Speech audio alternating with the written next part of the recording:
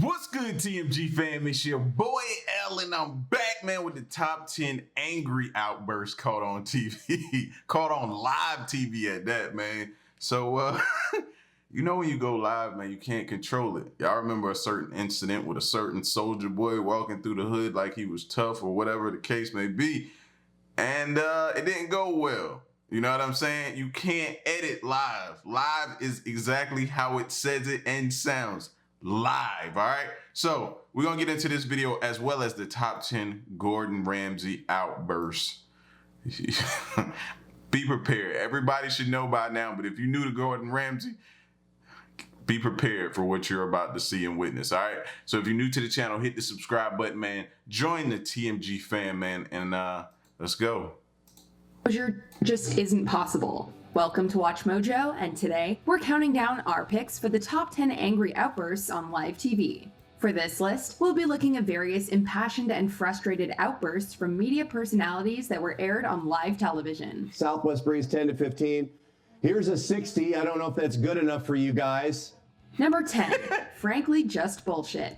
In late February 2020, convicted Illinois Governor Rod Blagojevich appeared on CNN to talk with Anderson Cooper. Blagojevich was serving 14 years in prison for soliciting bribes, a sentence later commuted by President Donald Trump on February 18, 2020. Blagojevich is playing up his prison time, referring to himself as a political prisoner and comparing himself to Nelson Mandela. And that is the shocking fact. I just got to stop you. I'm sorry. As someone who's worked in South Africa and saw apartheid, the idea that you are comparing yourself to somebody who has actually been railroaded by an apartheid system is just nuts. Cooper rightfully calls this comparison offensive, but that's not all. As the interview goes on, Cooper grows increasingly resentful and impatient with Blagojevich's statements, and he eventually refers to his alternate universe of facts as bullshit. You do have an obligation to at least admit what you did wrong, and you refuse to do that, and you're creating a whole new alternate universe of facts, and that may be big in politics today, but it's still, frankly, just bullshit. This isn't the first time that Cooper has spoken his mind. Back on... Oh! Like, hey, I ain't gonna lie, man. If a lot more news anchors and reporters give it up like that, oh, I would be glued to the TV. You rest assured of that. Anderson Live, he called the so-called human Barbie a dreadful person and cut the interview short. I try to be really polite to all my guests. I just think you're dreadful, and I honestly don't want to talk anymore, so I'm just gonna stop. Number 9, Weatherman. And that sucks when the when the crowd claps like that and pretty much agrees with him, now that's gotta be a low moment. Cold response. We all get a case of the winter blues sooner or later. It affects some people worse than others, even the meteorologists. Predicting the weather accurately is a multi-billion-dollar industry that can affect businesses and literally save lives. So there is a lot of pressure on weather forecasters, which might explain why they sometimes snap. In 2018, a Grand Rapids, Michigan meteorologist named Gary Frank let loose on one particularly cold day, venting not as much about the cold weather, but the reactions and expectations of his coworkers for constantly complaining about it. Well, because you guys are dragging me down. You guys keep... Well, every time I get done with the 7-day, you guys are like, oh, gosh. Oh. Every time. His sarcastic rant includes mimicking his coworkers' disappointed sighs and suggesting maybe he should just misrepresent the weather to be warmer to make everyone happy. It's actually refreshing to see such human moments like this on the news. Doesn't matter what time I come on. 4:30, 5:30, 6:30, and then you expect me to be chipper for 5 straight hours. It's miserable. Number 8, anchor on... I'm telling you, she says human moments. I like the human moments, bro. It seems real, down to earth at that point. Sometimes it just seems so put together and phony and fake that you'd rather not even watch it. But if I had more human moments like that, I'm glued. Untethered. Back in 2009, Drew Smith, a news anchor for SNN News 6 in Sarasota, Florida, had very little patience for poorly... Look at him. He looked like he wanted to fly off the deep end. Just look at his face. Like, eyebrows all slanted down. Like, he looked like he, at any given moment, he could pop off. Worded transcripts. After struggling to get through a story, Smith sighs in frustration and hangs his head in shame. In her will, Smith also intentionally omitted to provide for her spouse and other heirs, including future spouses and children and other descendants. They will... After a brief pause, Smith brandishes his copy of the script and asks Who writes this stuff? Either the crew or the viewers at home if they are as confused as he is. Are you guys lost like I am? Before continuing on, Smith seemingly answers his earlier question by stating, quote, some intern at NBC News Channel writes this crap. But we get it. Poorly worded news is confusing for everyone, and quality control is important. Some intern at NBC News Channel writes this crap. Number 7. Alexi Lalas speaks his mind. Sports commentators aren't one to mince words. If a performance sucks, they're going to tell you about it. And Alexi Lalas, a former soccer star and pundit for Fox Sports, certainly told us about it. It's dark days indeed, but this is a time for leaders to step up. And so to the supposed leaders, I will say this. All right. While covering a match between the Seattle Sounders and LA Galaxy, Lalas unleashes a barrage of insults against the national United States soccer team. He singles out specific people, including Tim Howard, Jeff Cameron. Sometimes it'd be, I don't know if he played sports or not, but sometimes that's what it is, man. When you've played a sport, and I'm just guessing, that might not be the case with this guy, but when you've played or have so much invested, when you see somebody take it for granted and seem like they're not giving that all, it strikes a nerve in you, man. So I get it. And Clint Dempsey, and says that those that he didn't single out, quote, don't even warrant a mention. Tim Howard. Tim, the Belgium game ended 3 years ago. We need you to save the ball now. Jeff Cameron, clean it up or let's get someone who will. Clint Dempsey, yeah, you're a national team legend. Now we need you to be a national team leader. And that's before calling them all, quote, soft, underperforming tattooed millionaires. We don't know if this is We need more announcers like this. tough love or just straight up mean. Are you going to continue to be a bunch of soft, underperforming tattooed millionaires? You are a soccer generation that has been given everything. You are a soccer generation Look at the dude next to him. who's on the verge of squandering everything. Number 6, let me talk, Carol. If this list proves anything, it's that meteorologists are hanging on by a thread. This outburst concerns Chad Myers, the severe weather expert for CNN. Okay, That is lower pressure, but Camille. Let me talk, Carol. Translate that for us. I don't know what that means. What does that mean? Well, if you would let me talk. While discussing Hurricane Katrina, anchor Carol Costello interrupts Myers and asks him to clarify. Yeah, I know he was definitely frustrated during that time, and she trying to cut him off. He can't finish the sentence. He probably done been like at work for hours upon hours trying to figure this thing out to try to help people. It's a lot, bro, that we don't get to see behind the scenes. And for her, she just did the right thing to make him snap. Clarify the complex and technical terminology that he's using. Myers proceeds to yell, "Let me talk, Carol," and throws his papers on the ground in frustration. Costello and Myers both laugh the incident off, and Myers states that he was just having fun with Costello. It seems clear that they do this simply to— Now, I hate when you do that. Don't do that. Don't insult our intelligence like that, man. Don't do that. Don't do that. No, we could see clearly that she got up under your skin. She ticked you off, pissed you off, whatever you want to call it. But don't try to hit us back and be like, oh, we laughed it off. We were just playing. Stop. to diffuse the palpable tension because Myers was obviously not having fun. He is stressed the heck out. All right. Carol. Thank you, Chad. All right, just having fun with you this morning. I know. It's a stressful time, It I is. know. Number 5, burning with frustration. This is a hot one. Okay, not literally, but there is fire involved.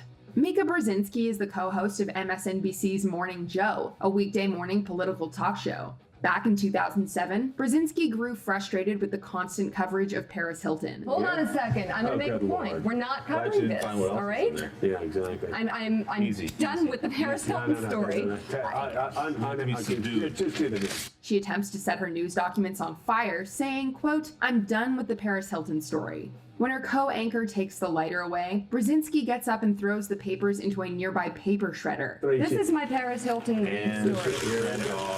what a statement. That is a statement about the state of Bye-bye. journalism in our country. You have changed the world, Mika Brzezinski. Yes, How I can you give have. us? At least my world. When reflecting on the moment for a 10-year anniversary special, co-anchor Willie Geist called it, quote, "a symbolic moment for the show," in that Brzezinski was refusing to air and discuss such trivial matters of celebrity. This is the way things have sort of been done. These are the things you've seen talked about in the morning. Yeah. They're literally going into a shredder and we're starting something new. Yeah, and I'll tell you, Mika, Mika got called to the front office and they were going to yell at her.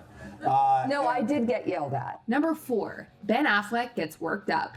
Back in October 2014, Ben Affleck appeared on the talk show Real Time with Bill Maher alongside author and podcast host Sam Harris. And it didn't take long for the fireworks to really get going. The discussion veers towards the subjects of radical Islam and Islamophobia, and battle lines are quickly drawn. You're saying that Islamophobia is not a real thing. That if you're critical of something... Well, it's not a real thing when we do it. Right.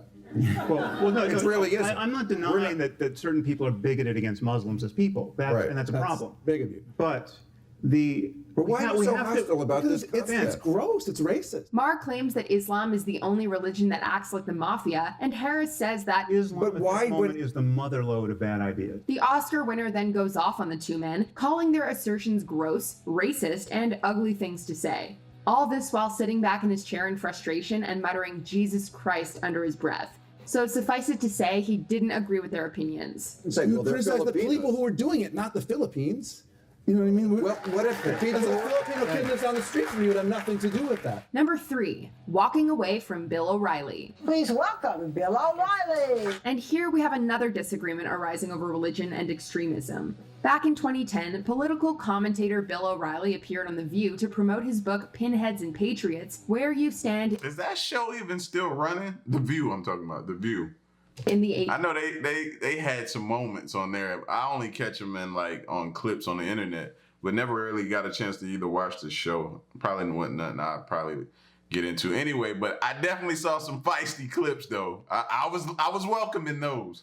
Age of Obama. The discussion turns towards an Islamic community center called Park 51, then scheduled to be built near Ground Zero. Let me break this to you. 70% of Americans don't want that mosque down there, so don't give me the we do. O'Reilly claims without proof that, quote, 70% of Americans don't want that, and that it's inappropriate, quote, because Muslims killed us on 9/11. Muslims killed us on 9/11. Whoopi yells, "Oh my God," shoots back in her seat and swears at O'Reilly before she and Joy Behar storm off the set. This is anything but scripted, just a real impassioned reaction. You're outraged about what? Muslims killed us on 9/11.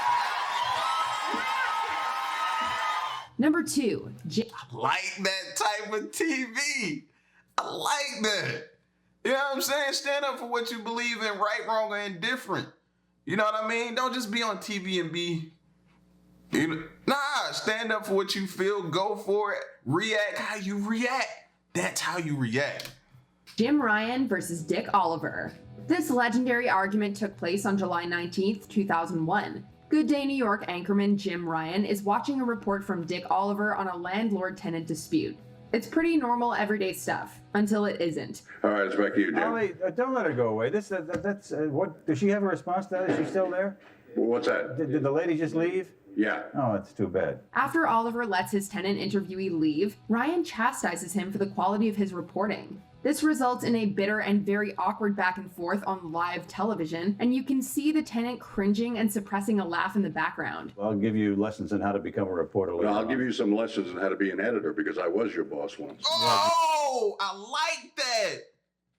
I like that. Don't let nobody send a shot at your way without firing two back. Bang, bang. You were. And are no longer. How did that happen? This incident would become so infamous that it inspired Bill Hader's Herb Welch character on Saturday Night Live, with Hader portraying an elderly reporter as combative as he is incompetent. Please just ask the question. Who started this thing? Well, a couple of us actually started. Spill the beans. Before we continue, be sure to subscribe to our channel and ring the bell to get notified about our latest videos. You have the option to be notified for occasional videos or all of them. If you're on your phone, make sure you go into your Oh, I just peeked at what's the number one. Get ready for this. I remember this clip. Settings and switch on notifications. Number 1. Mike Tyson blows his stack. Back in 1992... What do? Heavyweight champ. And y'all might say, oh, that was back in the day. No. He still has it, bro. Still has hand speed, still has power, still has the head movement. Yeah. All right, this reporter, he was lucky. Mike Tyson was sentenced to 6 years in prison for the rape of 18-year-old Desiree Washington. This topic was brought up years later in 2014 when Tyson was visiting Toronto's CP24 news channel on a promotional tour after meeting with the city's then mayor Rob Ford. First time probably in the history of Toronto where the mayor is bigger than the whole city. You know, he's the biggest celebrity than anybody in the city. Everybody wants to see the mayor. And he's a really dynamic character. News anchor Nathan Downer broaches the idea that the mayoral meeting could possibly have interfered with Ford's election race, as Tyson is a convicted rapist. I don't have no comment to that, you know, because it's negative and you're being negative.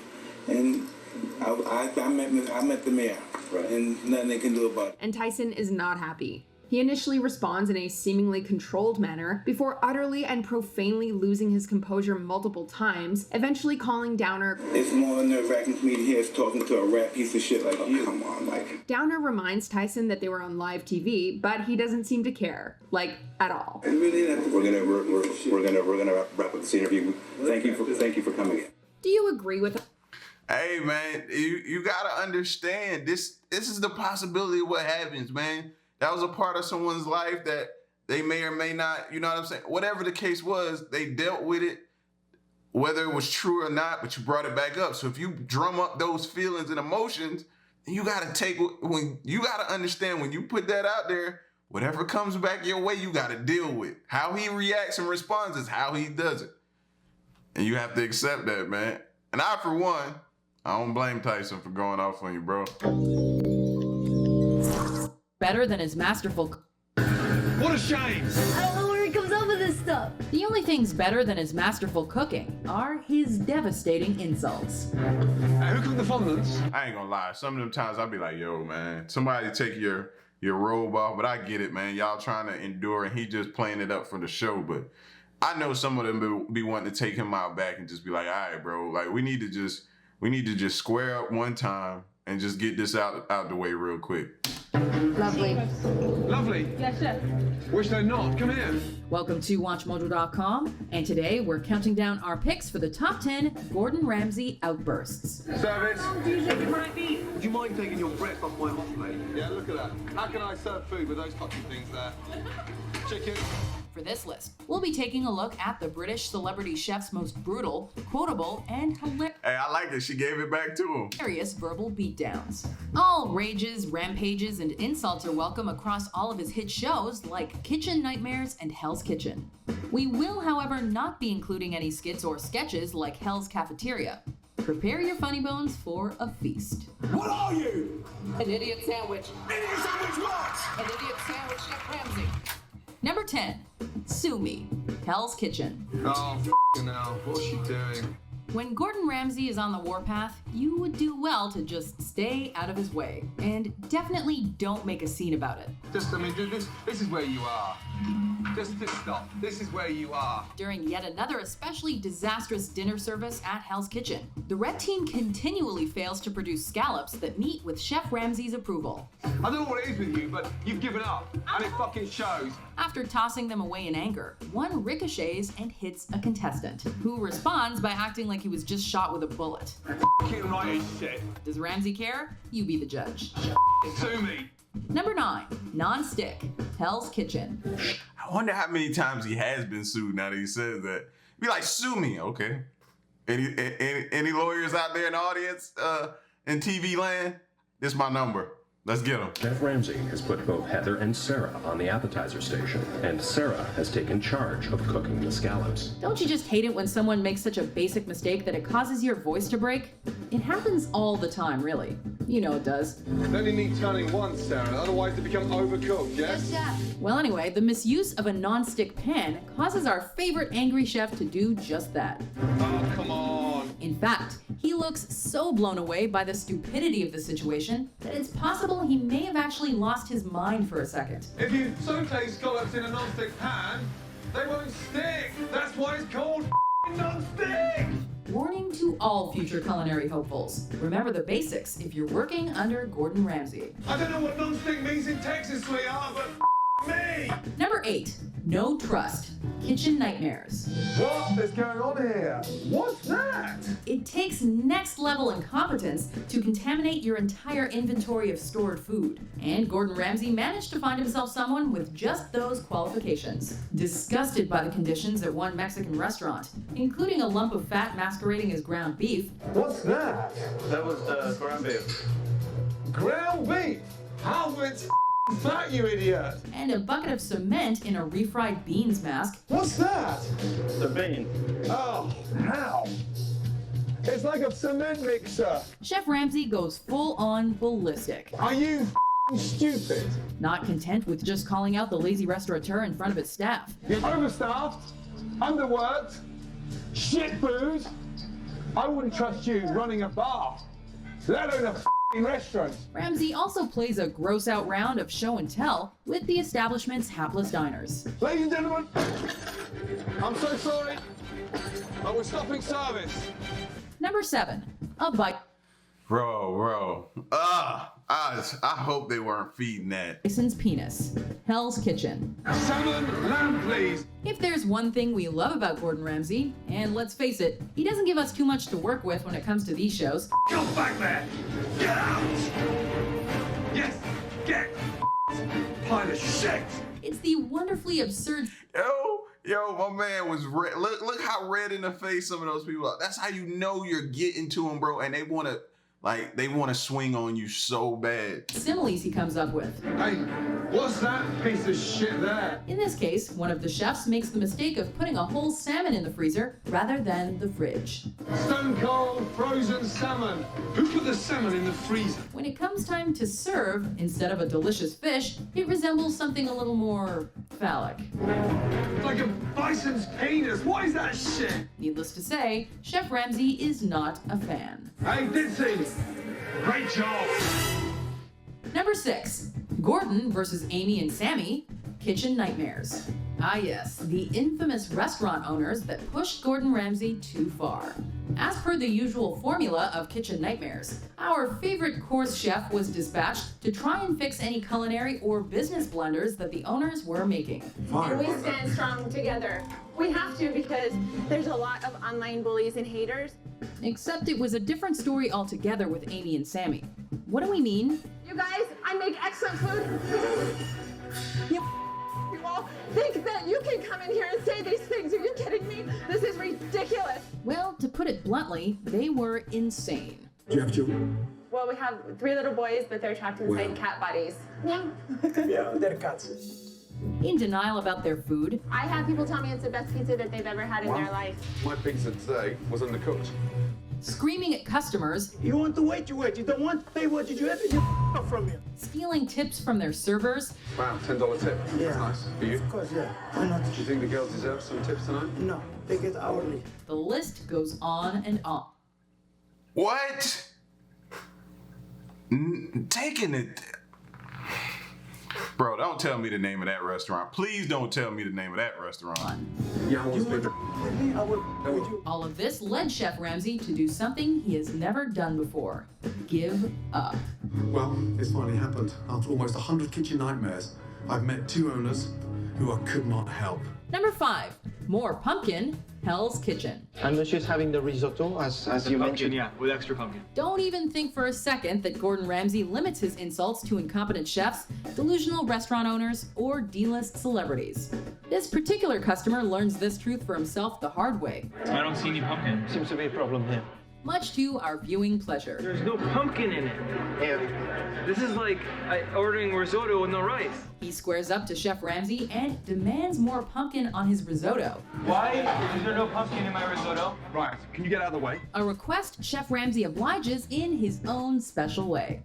Seems no one's safe from a Ramsay putdown. I just want more pumpkin. That's all I want. Right, well, I'll get you more pumpkin. I'll ram it right up your ass. Would you like it whole or diced? Number 4, here's the lamb sauce. Hell's Kitchen. See, these are the moments where Gordon Ramsay is great and you love what he's doing because certain people like that need to get told that. Come on, please, the duck! There's nothing Gordon Ramsay hates more than being given a dish that's incomplete. You're just got all quiet! None of you are working as a team! While the flustered blue team desperately struggles to assemble their garnish, Chef Ramsay continually demands the elusive lamb sauce, in a moment that has since become a highlight of the entire series. Where's the lamb sauce? Come on, man. I just need a. This is the lamb. Where's the lamb sauce? It's also worth mentioning the additional insult of donkey, which has become something of a recurring trend of Ramsay's. You're gonna blow fire in your face, you donkey! Fat, useless sack of Yankee-danky doodle shite, however, just hasn't caught on the same way. You fat, useless sack of Yankee-danky doodle shite. Off, will you please, yeah? Number 3, plastic surgery, Hell's Kitchen. Can you just shut the up for 30 seconds? If there's a commendable trait about Gordon Ramsay's outbursts, it's that he will never be swayed by a person's gender, looks, or social status. Just ignore these bimbos. Ramsay's insults are instead all-encompassing, as we see when a couple of conventionally good-looking ladies decide to flirt their way to some appetizers. Hey, that's so impolite. As you would expect, Chef Ramsay is having none of it. You hurt my friend's feelings. I hurt your friend's feelings? Yes. Yeah? Yeah, Why? she's very upset because you told her to off. Oh, really? Did I? Yeah, you did. Okay, can you tell her I meant it? In fact, no one seems to be having any of anything, hot girls included. Can you escort me 2 ladies, please? Back to plastic surgery? Ladies, please. Number 2, Gordon versus Joseph, Hell's Kitchen. I know you may be slightly stupid. First nominee and why? One of the most infamous contestants in Hell's Kitchen history, Joseph had an attitude problem, and that was evident from the get-go. Listen, you chip idiot. I asked for one nominee and why. Plain English. And you're mouthing off and you couldn't answer me. After failing to answer Ramsay's fairly straightforward question, and rambling on about who is and isn't a bitch, I ain't no bitch, Chef. I don't give a. Joseph can't take the humiliation and actually tries to throw down with the chef. That shit, dog. I ain't here for that. You want a jacket? You want to talk some shit? Let's go step outside, mother. While he doesn't let the situation come to any actual blows, Chef Ramsay is too busy being confused to be fazed, which is just as well for Chef Goodfella, because it's pretty clear that he would get his ass handed to him. You got no respect. No respect. Now get out. Before our number 1 pick boils its way to... That's crazy because they could say the same thing about Ramsay, but I'm guessing, and I've had people tell me before, that's how it is in the food industry with chefs like that. You know what I'm saying? That's the way it is. You know what I mean? And you have to deal with that, and that's part of it. You know what I'm saying? It's hard to get used to. I don't blame some people for mouthing off and getting upset. That's tough to get used to. To the serpent. But it's kind of like the army. You know what I'm saying? You got to eventually get past that mental block and proceed forward. Let's take a look at a few raw honorable mentions. Oh my God. Right now, I'd rather eat poodle shit than put that in my mouth. You're calling me a Damn. You stuck up precious little bitch. Let me tell you something. Boy. Yeah, but I'm not dick face, Chef. Yeah, say that again. I said I'm not dick face, Yeah, Chef. you're pissed, are you? I'm not. Look at me in the eyes! Not as pissed as I am! You are! Donkey! No. If you can't cook a fucking muscle... You... Hey? Go on. Yeah, Finish it then. Finish what? What are you about to say? What am I about to say? Cook a muscle. Look at it. It's like a clock. What am I supposed to do? Hang on the wall? No, Chef. No. Who the are you to turn around and tell me when you work like a pig? You French pig! Yeah. Number 1, look, Hell's Kitchen. For the 8th Okay. Some stuff warrants it. time, can I have one f***ing scallops and a fucking juicy cooked capellini? This one isn't... What is it with scallops, bro, that is just like, you gotta have it? I don't know, man. I know I cook scallops, but I know I don't cook it like a chef. But what is it about scallops, bro? You always hear about scallops, fam. I don't know what it is. So much an insult as it is the death of Chef Ramsay's fragile and curse-fueled sanity. During the dinner service, contestant Melinda has to cook the same pasta dish 9 times. Melinda, she had that deer in the headlight look, and that'll kill you. Tossing out a whole lot of food along the way. Oh my God. Why'd you throw that away, Melinda? A Upon discovering that she had trashed an exceedingly large amount of capellini, that is, all the capellini ever, Who's putting all this in the bin? How many portions are you putting in there? both Gordon Ramsay's voice and his poor, lightly battered mind shatter, crack, and split right before our very eyes. Look! Look! What the f*** is this? And every second of it is hysterical. It's beyond us how he managed to not walk out then and there. You're making me mad! Yes, sir. Me mad! Do you agree with our list? I be feeling bad though, man, because these people are getting, you know what I'm saying? This is getting like broadcast to millions upon millions of people, man. So it's like they're kind of like the laughing stock of everything and everybody, man. And I know they have family that be watching and hoping for the best. So that's tough, bro. I hope you understand when you go on certain shows what you signing up for, bro. You know what I'm saying? I just hope you know. Y'all get at me in the comment section. Let me know what y'all think, man. It's your boy L. Leave a like, share the video, subscribe, and stick around and stay tuned to the next reaction. I'm out. Peace. And go try to chef something up, man. Submit it to Gordon Ramsay, man. I'm out. Hey.